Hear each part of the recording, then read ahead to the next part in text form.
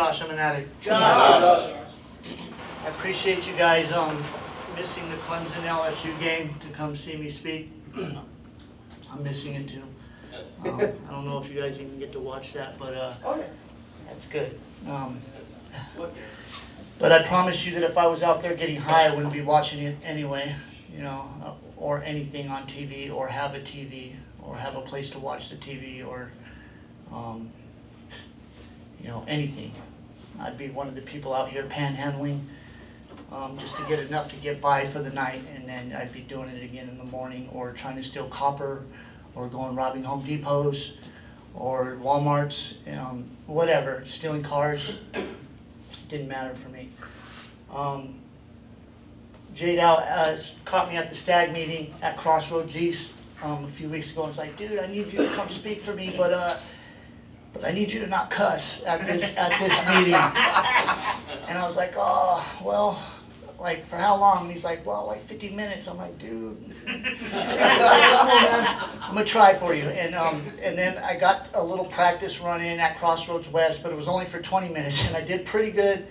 I cussed like one time, and then an older lady, it was in one of those crustier old AA meetings, you know what I mean? And the older lady yelled at me from way across the room and kind of messed up my flow, but I prayed and meditated about it for the last 3 nights, because I need to do it, like, I need to premeditate all that. And then, you know, like Jay was saying, these videos go to the prison. There's a channel they got in Florence that they're trying to get statewide called ETV, and I was lucky enough to be like one of the first people, first at East Unit and then at North Unit, that when ETV started. And then my buddy and the dude who's actually my boss, I'm an electrician now, worked for ETV. He was a prisoner and had started putting speaker meetings on the channel, and Big Book Studies, and Joe McDonald, and all these people that I got to watch, and it was a huge part of my recovery. At nighttime, I could watch a little bit of these recovery shows, and you know, do my little readings at night, and then go to bed, and then in the morning I'd wake up and I'd read Just for Today and Daily Reflections. But my buddies have these tablets on the yard now, and they're emailing me, and I told them, like, I'm going to go speak at Salvation Army, you guys will get to see me, and automatically they're emailing me back like, hey, you know, everybody's going to judge you, so you better not F it up, and my buddies, all the dudes in recovery are still very judgmental, but they're very supportive also, as am I. You know, I've been sober a little over 2 years now, and I found recovery in prison. I got out February 4th of this year, and my life has just been amazing, really. So I'll start kind of from the beginning. I was born in John C. Lincoln in Sunny Slope, so it was almost like I didn't really have a shot already, you know, born in Sunny Slope, but I guess my childhood was pretty normal up to like 3rd grade. And my mom cheated on my dad, got pregnant, left. My dad immediately started doing speed and running a prostitution ring out of the house I was growing up in. My first babysitters were like 21, 22-year-old prostitutes. My first intimate experience with a woman was with a prostitute. Later on, through doing my steps, I started seeing where kind of my sex ideals had come from. My early, you know, dysfunctional ideas about women and sex and how you treat women, and my dad started selling speed on a large in large quantities, and so we started kind of getting neglected. I seen a dude get stabbed and bleed all over the house at one point. The neighbors shot at my dad and his buddy in the front yard, very next door neighbors, and so like it was just a lot of dysfunction and chaos early, 3rd grade, 4th grade, 5th grade. About right at the beginning of 5th grade, I caught lice. And me and my brother both had caught lice, and you know, remember when you were in like elementary school and they'd come, the nurses would come and they'd check everybody's hair for lice, and they couldn't get a hold of my dad, so they got a hold of my mom, and my mom took us from my dad and moved us in an equally dysfunctional household, where my stepdad used to beat me and my brother and my mom continuously. It was constant walking on eggshells around the house, and again later when I started doing through my steps, I started seeing where I was being molded into like this little tangled mess of a ball of fear. You know, no men really want to admit that they're growing up in fear. They don't want to admit, you know, the toughest gangsters in the neighborhood. I grew up in Maryville. They're all riddled with fear. You know, anger comes from a place of fear. Anxiety comes from a place of fear. Every negative emotion comes from a place of fear. And this is you know, the world's leading psychiatrist will tell you this. But you know, as a man and as a man in the hood, and even as a man in recovery today, you don't really want to admit, you know, fear. And it's not that I was always scared. It was just all these negative emotions, very deep down in my subconscious, were coming.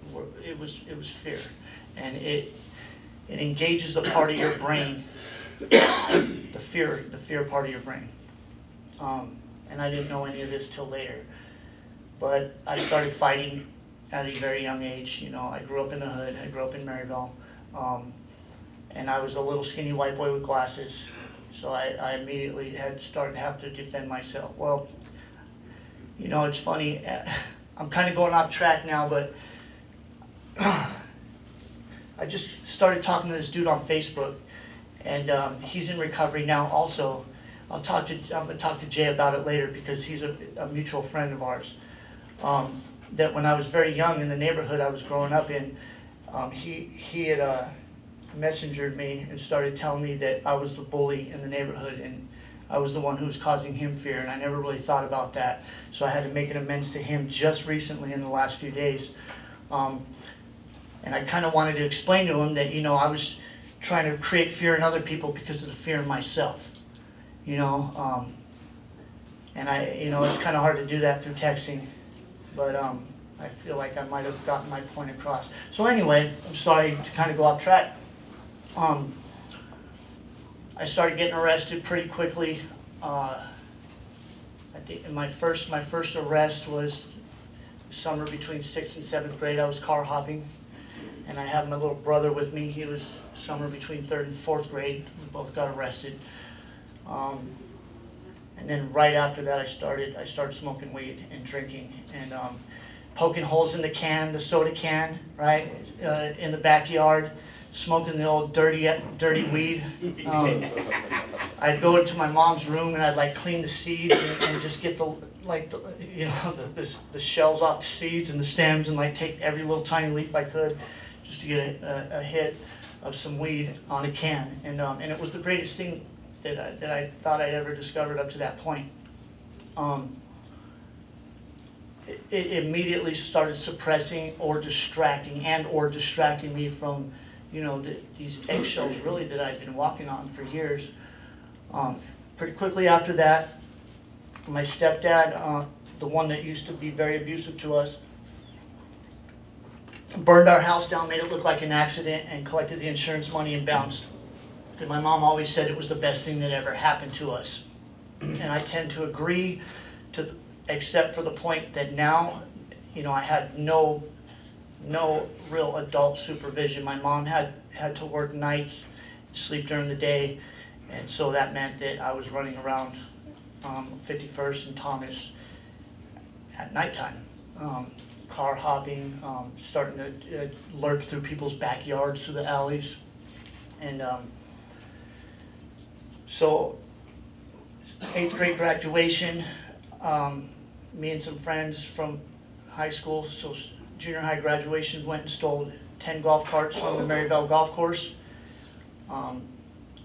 Played bumper carts with most of them, cruising over through the neighborhood, and they got caught. I didn't. I went and robbed the dude's house that snitched on me for that and got caught for that also. And so I had these stacked court cases and got put on intensive probation. Couldn't complete that because I had found this weed, this marijuana and booze, and I wasn't going to stop that because that was my solution to fear. So I was violated and went to Adobe Mountain for 6 months, and that started kind of my incarceration period. And when I got out of Adobe Mountain, everybody in the neighborhood looked at me different. This dude went to jail. This kid went to jail, and so now I started building my ego around this level of respect for going to prison, and going to jail, and being a thug, and the momentum from that I was able to carry for a long time, right back into prison for up to a decade at this point. And I got out and started doing the same thing that I always did, drinking and getting high, and now I found some of these harder drugs. I started doing speed. I got kicked out of Maryville, went to Bostrom High School, which is an alternative school where you could smoke on campus, and you could, there's little pockets of places you could snort G and smoke weed, and everybody there got high. Everybody there was kicked out of Phoenix Union High School District's regular high school. So it was like, Nirvana, the Nirvana school for me. I started selling loop, sherm, I started selling acid, I started selling weed on campus. At one point, the Phoenix police came. They had been watching a house down the street, and they had saw me passing something to somebody, and then people bringing money back to me. I guess somehow the DEA got involved, and the principal pulled me into the office and was like, Josh, we know you're selling drugs on campus. They're talking about busting you, charging you with a RICO act, a racketeering, an organized drug ring, which is like what they bust the mafia for, and I'm selling little tabs of acid and nickel bags and dime bags of weed, but I didn't tell him anything. I denied it. He's like, dude, I can't help you if you don't admit it. And I'm like, I don't know, I swear to God, man, I'm not doing that, and all the people that were involved with me, not one of them told on me, which that doesn't really happen very often anymore. And this is in high school, and so I had got away with that. And my ego once again attached to that, like, I can't catch me, man, so my junior year I discovered heroin, and while everybody was doing speed and smoking a little bit of sherm and doing some coke here and there and drinking 40s, nobody really back in 1995 was really doing heroin in high school. So I kind of hid that for a while. For about 2 years, I snorted heroin every day. So the first time I stopped, like anybody in here that, I'm sure everybody in here knows, when you stop doing heroin abruptly, it's not cool, it's not good. And I ended up trying to drink myself off of it with a bottle of Jack and a bottle of NyQuil. And my kidneys failed, and I had to go to county hospital and be put on dialysis. And I swore that I'd stop, like, all right, I'm done. And probably, 5-6 weeks later, I was doing it again. At this point, I didn't know I was an addict still, even though, I couldn't stop. I don't know how we fool ourselves for that long, but I managed to do it for 22 years. And then I got my first charge. A period of time went on when I was selling dope in the neighborhood, 27th and Glendale, Sunny Slope, the Square. I lived on 31st Avenue in Van Buren in the trailer park for a long time. Used to run around at Jimmy Jack's down there. My uncle lived like two houses down, right behind Jimmy Jack's. So my addiction was just progressing to smoking crack and shooting heroin every day. And then I got arrested the first time, finally, in 2006. And about then, I think I knew I was an addict, but I just wasn't really ready to do anything about it yet. It's, you know, someone was saying, I think Jay was saying at the beginning of the meeting, you know, like, yeah, this, you know, it took for me literally a gift of desperation to find recovery. And they call it a gift because most people aren't ready to move forward and, you know, actually put the time and effort it takes to recover, to actually recover from addiction until they get that gift of desperation. And that's what that's referred to as grace, that gift from God of desperation. And then there's places like Salvation Army and Crossroads, and for me, prison, that is put in front of you and gives you a timeout. It's like a timeout, a spiritual timeout, where, you know, either you can take it and get what you can from it and run with it, or go back out there. You know, my sponsor told me for the first few months, dude, give it 6 months. What do you got really to lose? All that BS will be out there, and you can always go back to it whenever, you know. So I went to prison the first time, and I continued to use in prison, but I never got strung out. And then I got out and went right back to what I was doing, and within a year I was back in prison for the second time. And then, you know, I did dope while I was in prison that time, but I never got strung out because I'd worked out and I had these dudes with a choke leash on me, and, you know, and I didn't want them to look at me a certain way, you know, that POS that can't pay his bills, and, you know, I didn't get money from the street, so I had to hustle everything that I've ever done in there, and that was grace also. That was a gift also, because, you know, some of these kids that get locked up and they have a bunch of money, you know, the sharks will get them. And they'll get right on them, and they'll run up debt for them, take half, and then those are the dudes that get smashed and run off the yard. You know, and I've never been a big dude, so it was like I didn't want, and I knew the dudes who were gonna come at me, and it was the dudes that I worked out with and the dudes that were my boys. You know what I mean? Because that's just the way it is. And you know, so I never got strung out on the yard. And then I got out and I did the same exact thing, and I lasted less than a year again, and then I went down for the third time, and the time kept getting more and more every time, because, you know, now I have priors, and I did the same thing. I got high in prison, but I didn't get strung out, but I started pushing it at this point. I always thought that if I would go out and work out on the yard during rec, nobody would know, you know, or no one would know how bad I am. And then this last time in prison, I did get strung out. I got to a minimum yard where they gave me a job at the AJ College. If anybody knows anything about Apache Junction and East Mesa, you know, there's no lack of dope. And I let it be known on the yard that, you know, that I'm on deck. What's up? You know what I mean? Like, who's gonna drop it off? And I'll bring it in. And before I knew it, I was strung out on the yard. Until I got a dirty UA, and then they took my job away from me, and I had to kick dope for about 4 days, sick, in a disciplinary area, which is they have tents, they have actual tents at North Unit. When you first get there, or if you don't want to have a job, and if you get disciplinary, they send you there, which means you have to walk outside your tent, you know, up to 100 yards to get to a restroom. In the middle of the night, in the middle of winter, it's cold. In the summer, it's hot. The swamp coolers don't work.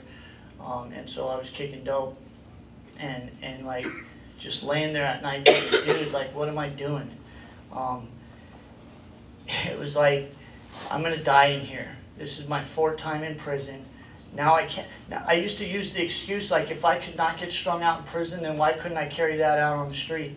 You know, like, and I literally would manipulate and rationalize in my head that I had some semblance of control over my addiction, and it turned out that I do not.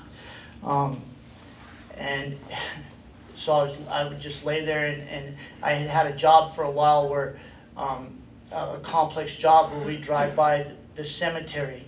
That if you die, when you die in the joint, if nobody claims your body, they put you in this little cemetery behind Central Unit, and there's just little white crosses, and some pastor that's paid to be there will come and maybe say last rites over you, and nobody will ever remember you. And it'll just be on that cross. And then I started thinking about my parents. They're going to die disappointed and ashamed of me. And I'm not going to have anybody when I die in here. If I'm lucky, I'll die here old, And I was just, when you're kicking dope, you're really in your feelings. It's like you get super emotional. And I would just lay there thinking, man, dude, like every bit of potential I've ever had, I just flushed down the toilet. Or shot into my arm, and it's like, that was like, later I could relate that as my first spiritual experience because that was my gift of desperation. And I knew they had these meetings on the yard. And I started going to meetings, but I didn't get no sponsor. I didn't work no steps, and I was still trying to manipulate the system, by getting clean UA to the UAs and making booze under my bed because I ran out of money pretty quick. All the money I made from selling dope on the yard, I ran through in about a month buying little $10 and $20 papers on the yard. And I had a habit bad enough that, I had a street habit in prison. So I was spending a lot of money. And I got busted for that, for making the booze. And now I was really starting to feel the self-pity. Like, oh man, it's BS, man. And they're going to keep me here in these tents forever. And then, so I started going to meetings. And I'd get super inspired in the meeting. And I'd hear people say some stuff that like really resonated with me. And I'd get super inspired. And I'd be like, all right, yeah, I'm going to go out and I'm going to stay clean for the rest of the night. And as soon as I started not feeling good again, I go get a paper. And I started manipulating and bulldogging some of these youngsters with money that were coming on the yard, and I started becoming the dude that I had always kind of judged and looked down on the 8 years previous. And I really didn't like myself very much at all. I met my buddy Rodney. He's the dude I had mentioned was my boss. He was a big part of my early recovery and my recovery today, because I basically went to his neighbor and was basically crying to this dude that I knew that ran a store, like, hey man, I need $40 and I don't know when I can pay you, and I don't know how I'm gonna pay you, but I promise you I'll pay you. And he had given it to me, and Rodney had pulled me aside and was like, dude, like, why don't you get a sponsor, dude? Why don't you do these steps? You're bopping in and out of these meetings, but you ain't doing the program. Going to meetings is not the program. That's fellowshipping. The program's in the book. The program is the steps.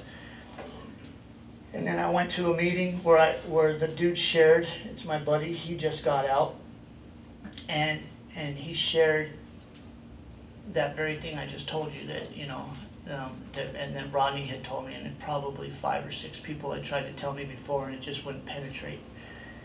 And I told myself, as soon as I leave this meeting, I'm going to go ask my buddy Jack to be my sponsor. And I got to do it immediately, because between this meeting and where he lives, I can talk myself out of it. And I knew that if I didn't go immediately, if I said, oh, well, I'll go later tonight, I wouldn't have done it. And it was this pride and ego thing. I didn't want people on the yard to judge me. I didn't want people to be like, oh, this lame's carrying a big book around the yard. Like, are you serious? I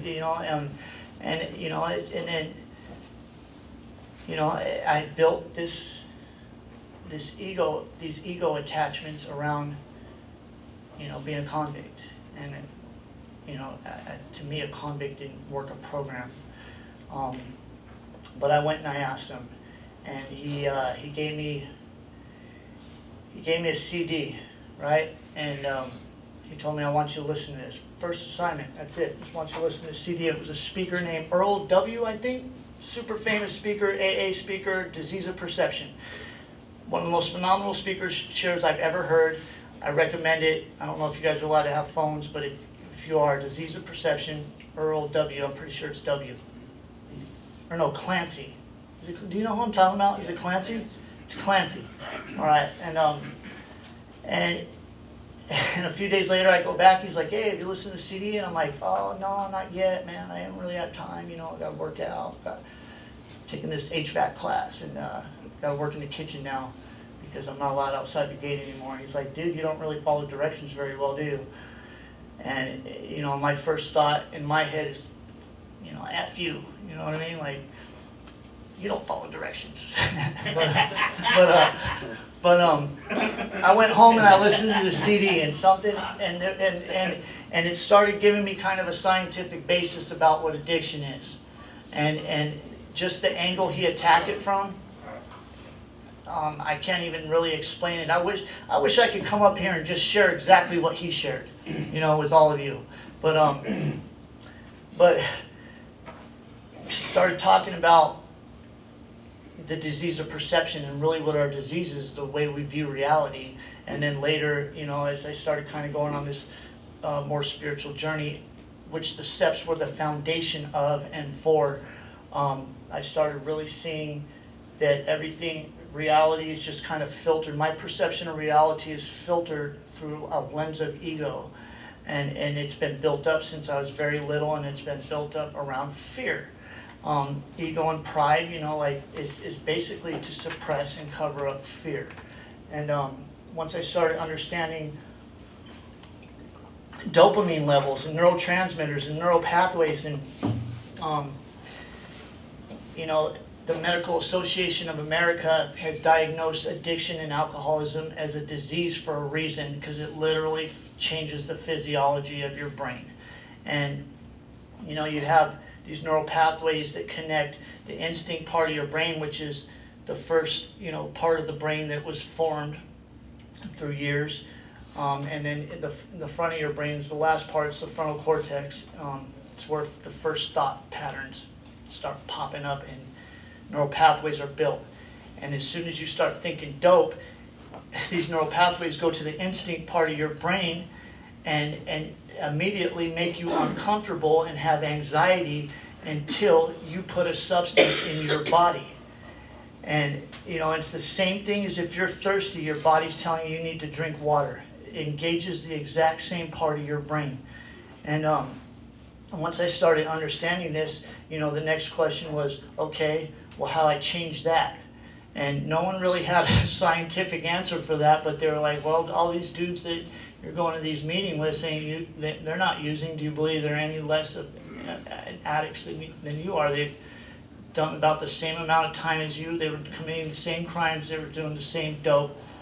And really, I couldn't refute that. I didn't know really how to refute that. But you know, so these neurotransmitters, they start, you know, changing through recovery, through prayer and meditation, through putting in action, through you know, just following the steps. Just do the steps honestly and thoroughly, and you know, in 6 months, dude, what do you got to lose if, you know, while you're here?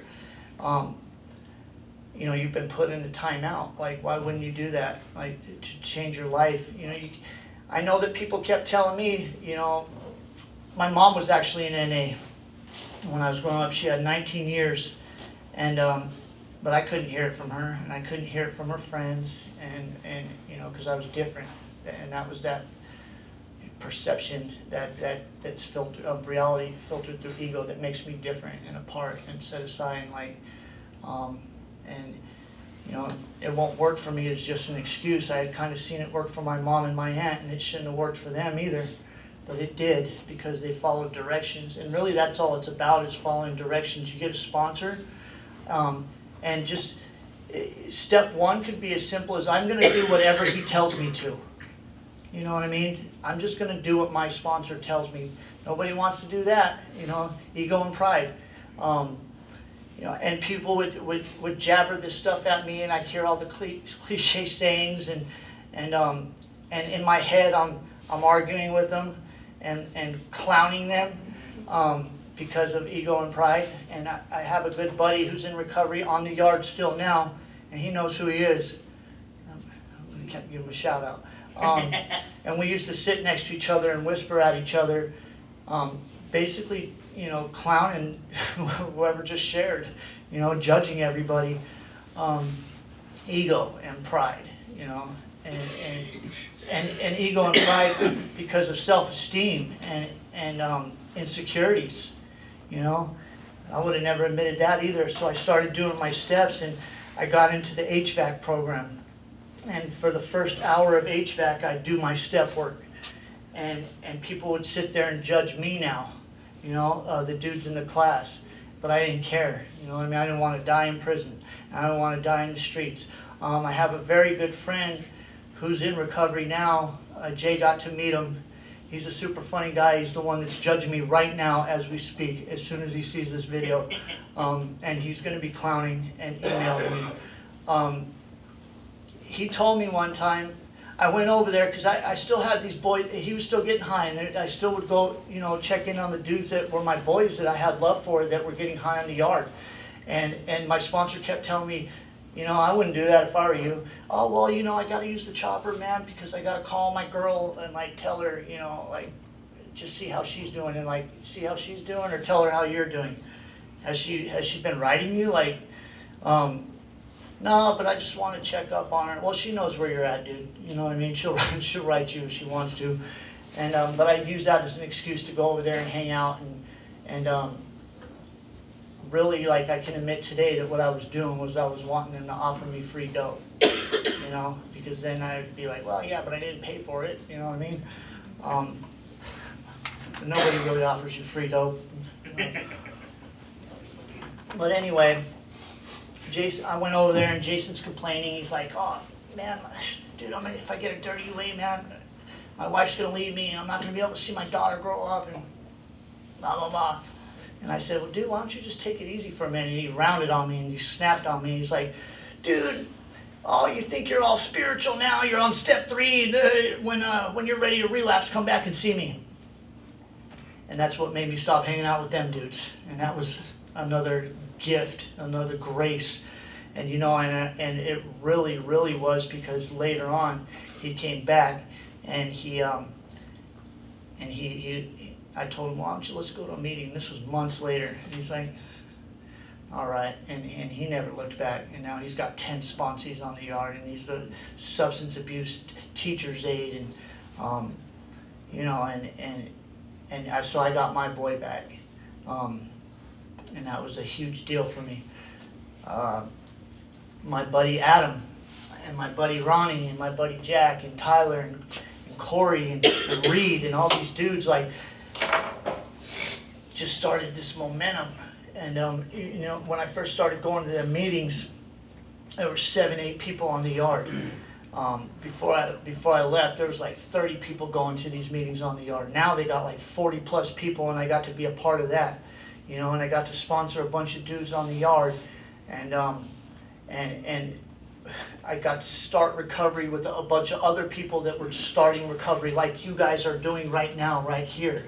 And I hung on to these dudes, and we started comparing our step work and talking about recovery all the time, and just the momentum just got huge, and I really can't articulate or convey what happened, really. But, they talk about it in the big book. It was spiritual experience after spiritual experience after spiritual experience. It wasn't just one, and it wasn't some awe moment. It was subtle, and it would come out of nowhere, and I'd just be walking across the yard, and I'd feel this overwhelming gratitude. And I never felt that before. I could sit there back then and tell you what I thought gratitude meant, like, hey, I'm sick in the morning and somebody gives you a cup of cotton so you can get well. Oh, I'm grateful. But it wasn't that. It was just something above and beyond that. It was just an overwhelming feeling that I felt at the very core of my being and to the very depths of my soul. It was a spiritual experience. And I heard somebody at the stag meeting not too long ago say, if you don't know if you've had one, then you ain't had one. And there would be a bunch of dudes in that room at the stag meeting nodding their heads because they understand, they get it, they've been there, And I'm here to tell you, I hated it when people said this to me. If it could happen to me, if I could get recovery and recover not still recovering, but recovered from a hopeless state of mind and body, right? I'm still an addict. I'm a recovered addict. I'm still an addict. I put a substance in my body even one time, and I know what happens. I'm off and running.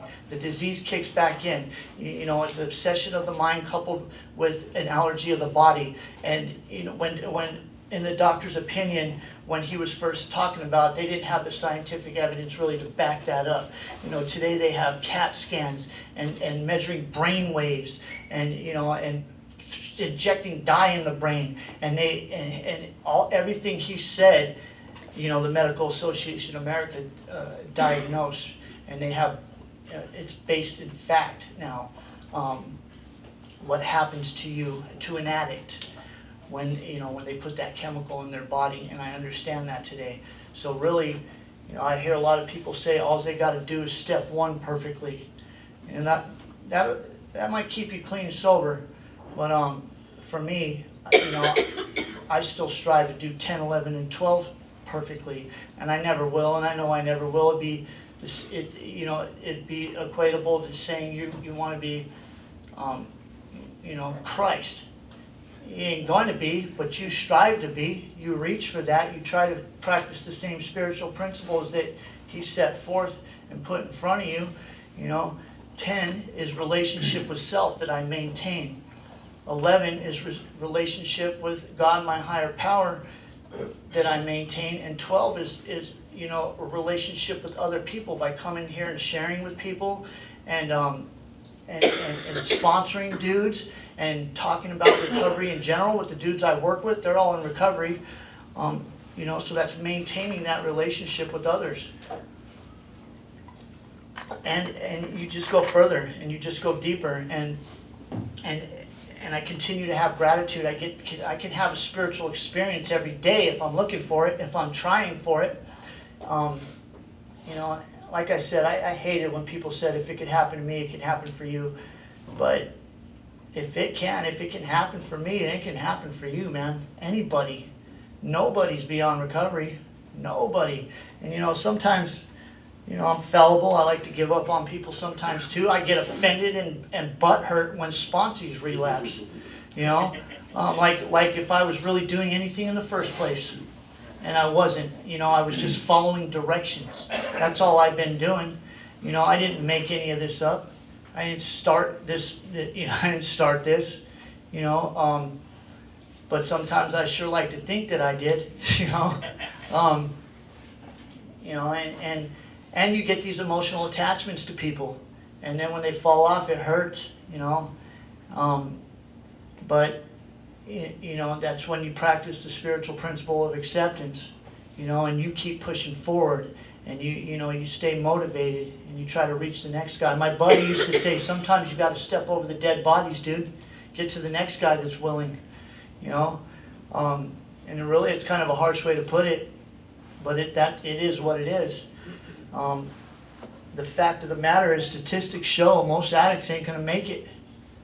You know, that's a harsh reality. And so I stay grateful that I've been able to get what I've got. You know, and I keep trying to. I just try to show up and be there for the next person that's going to, because if I could do it, anybody can. And you know, there's these 3 indispensable principles: honesty, which don't come easy for any addict, and still doesn't always come easy for me. You know, open-mindedness and willingness. It says they're indispensable principles, and that indispensable means that you can't do it without it.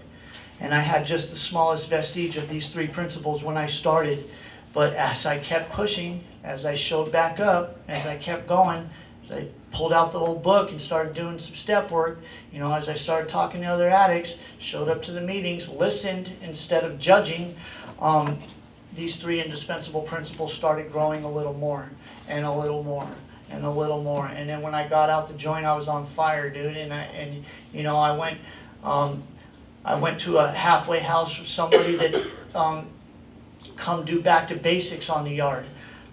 He owns these halfway houses, and I went to his halfway house, and the dude I worked for picked me up for my first meeting. I was still in my blues at Crossroads East. And I went to, and it was a meeting that's just really a bunch of hot chicks in yoga pants, and I just got out, so it was like, you know, He asked me after the meeting, hey, did you like the speaker? And I was like, oh, there's a speaker, dude. But the next meeting, Tuesday night, was the men's stag, and I've made that my home group since, because it's just a phenomenal meeting. And then I went to another meeting Wednesday, and then another one Thursday, and then another one Friday. My plan when I got out, and I would tell everybody, is get another sponsor, redo my steps, and do 90 and 90. And people would be like, oh, that's your plan? What about getting a phone? And what about, getting laid? And dude, my plan is get another sponsor, redo my steps, and 90 and 90, because I knew by then that if the focus stayed on recovery, all that other stuff would line up, and I'd get everything that I needed, and as long as I tried to practice some humility, what I needed was enough, and it didn't always have to be what I wanted, and it didn't always have to be right now, because I understand the disease of perception, I understand the disease of self-gratification and instant gratification, and I understand the disease of selfishness. And the extreme I put in, the extreme I went to in my addiction, I have to go to that extreme in my recovery. I was shooting heroin for 22 years. I should be putting that much effort that I did for that 22 years into my recovery for at least the next 22 years. Because I know that 2 years of sobriety and recovery does not offset 22 years of shooting heroin. And as long as I continue to follow these directions and follow these rules, I know I'm going to be all right. I'm in good hands. I have trust in something greater than myself. And I have friends that will drop everything and come running if I need them. I didn't have that before. I know that I could be stranded in Temecula, California, and they'll come get me if I call them.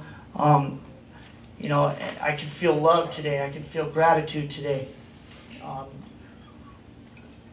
Keep pushing, you guys. Attach to other people that you see that actually want recovery in here, because that'll always be out there.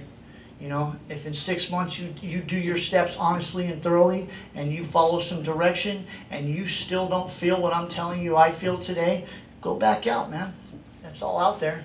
Thank you for letting me share.